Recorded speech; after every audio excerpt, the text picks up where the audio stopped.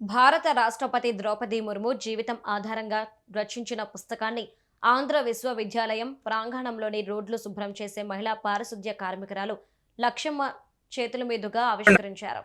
ఈ అరుదైన అర్థవంతమైన కార్యక్రమం సామాజిక సమానత్వం, శ్రమ గౌరవానికి ప్రతీకగా మారింది.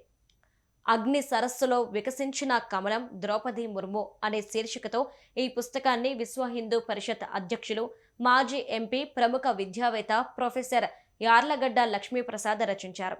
కష్టసాధ్య పరిస్థితుల నుంచి దేశ అత్యున్నత రాజ్యాంగ పదవిని అధిరోహించిన ద్రౌపది ముర్ము జీవన ప్రయాణాన్ని ఈ శీర్షిక రూపకాత్మకంగా ప్రతిబింబిస్తుంది. రాష్ట్రపతి ద్రౌపది ముర్ము జీవితం మహిళలకు, గిరిజనులకు, అణగారిన వర్గాలకు గొప్ప ప్రేరణ అని లక్ష్మీప్రసాద్ అన్నారు.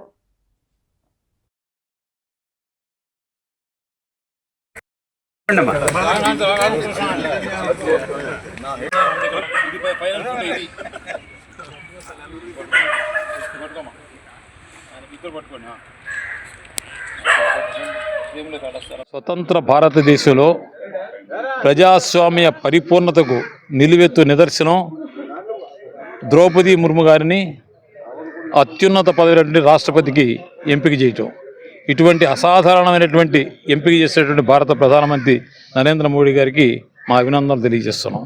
ఒక మారుమూల గిరిజన గ్రామంలో, గిరిజన కుటుంబంలో, ఒక గుడిసెలాంటి ఇంట్లో జన్మించి మెట్టుమెట్టుగా ఎన్నో నిబద్ధతతో, నిష్ఠతో ఒక నమ్ముకున్నటువంటి పార్టీ సిద్ధాంతాల కోసం పనిచేసి తరువాత రాజకీయాలకు అతీతంగా బ్రహ్మకుమారీస్ యొక్క బృందంలో చేరి అక్కడ పాఠశాలలో ఉచితంగా పాఠాలు నేర్పి ఒకే సంవత్సరాల కాలంలో భర్తని, తల్లిని, ఇద్దరు కుమారుల్ని, సోదరుడు కోల్పోయినప్పటికి కూడా పట్టుసడకుండా, దిగులు చెందకుండా ప్రజలకు సేవ చేయాలి, విద్యార్థులకు సేవ చేయాలి, ఉచితంగా పాఠాలు చెప్పి అక్కడి నుంచి కౌన్సిలర్గా, ఎమ్మెల్యేగా, మంత్రిగా, గవర్నర్గా పనిచేసి ఈనాడు అత్యున్నత స్థాయికి ద్రౌపది ముర్ము గారి యొక్క జీవితం ప్రతి ఒక్కళ్ళు అనుసరించాలి. ముఖ్యంగా యువతీ యువకులు అనుసరించాలి.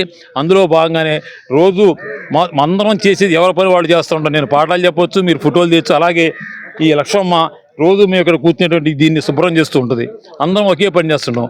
ఆ ద్రౌపది ముర్ము గారి యొక్క పుస్తకం సామాజిక జీవన సౌందర్యాన్ని కోరుకొని చిన్నప్పటి నుంచి వామపక్ష భావాలు నిండా నింపుకున్నటువంటి మాకు సోదరతుల్యులు విద్యాసాగర్ గారికి లక్ష్మమ్మ చేతితో ఈ పుస్తకాన్ని ఆవిష్కరింపజేసి విద్యాసాగర్ గారికి అంకితం చేయాలని చెప్పని మా మిత్రులందరూ నిర్ణయించుకున్నాము. ఈ సందర్భంగా ఈ కార్యక్రమం చేశాం. చెప్పండి. ప్రాంతంలో జన్మించి ఇంత అసాధారణమైనటువంటి స్థితికి వచ్చి ఆమె మీద పుస్తకం రాసి ఈ విధంగా చేసినటువంటి వైఎల్పి గారికి స్వతంత్ర